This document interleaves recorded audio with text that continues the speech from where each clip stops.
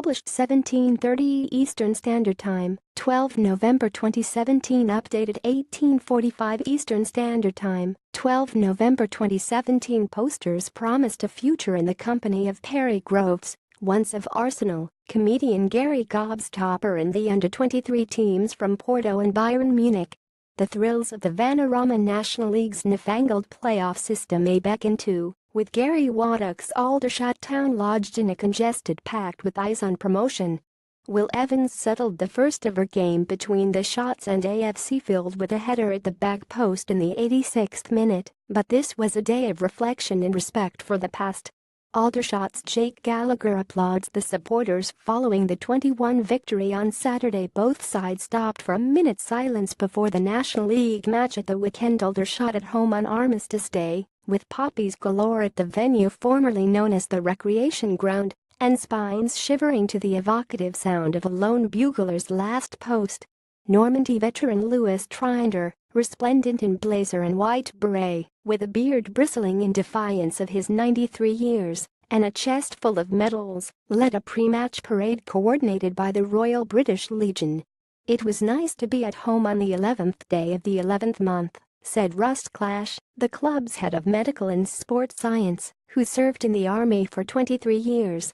"It is done properly here, and really quite poignant, and it's nice to have a moment to remember my time in the military and friends who lost their lives in various situations." Aldershot goalkeeper Lewis Ward punches clear during the victory on Saturday. The Wad father during the Vanarama National League match at the Ebb Stadium on his 18th birthday in 1942. Lewis Trinder volunteered to fight in the Second World War. After 7 weeks training, he was deployed hunting U-boats in midwinter in the Atlantic. The day hero received 5 of the 9 campaign medals, as well as the Medal of Ushakov, given to 39 UK veterans of the Arctic convoys. The military population in Aldershot has been reduced, but this remains the home of the British Army, and Shahid Azim has made efforts to nourish their relationship since becoming club chairman in 2013. Connections are also strong with the Gurkhas and the town's large Nepalese community. The Buddhist Community Center stands beside the main gates at the wreck, and the Dalai Lama, who opened it 2 years ago, went home with his own Shots shirt. He might like the Phoenix badge, its symbolic victory of life over death, and a club reborn from the remnants of Aldershot FC, who folded in mid-season and were expelled from the Football League 25 years ago. Waddocks was the manager who reclaimed league status in 2008 and is back for a second spell, attempting to repeat the feat since relegation and more financial crisis followed his exit. "The relationship I've got with the supporters is wonderful," said Waddocks, the former Queen's Park Rangers and Republic of Ireland midfielder who left the Shots to manage Wycombe and Oxford. "The Aldershot bug gets you. When I wasn't here I missed it. It is a proper old ground, with the setting, the trees in the East Bank.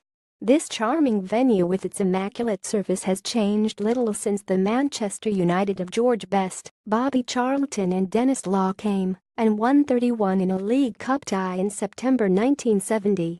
When this place is rocking, the atmosphere is fantastic," said Waddocks. "The fans are the club. We'd like to push forward and get back to the Football League, but there have been hard times with struggles on and off the pitch, and we've got to make sure we put solid foundations down." Shamir Fenelon opened the scoring before Fylde equalized through prolific striker Danny Rowe, to the delight of the 37 travelling fans.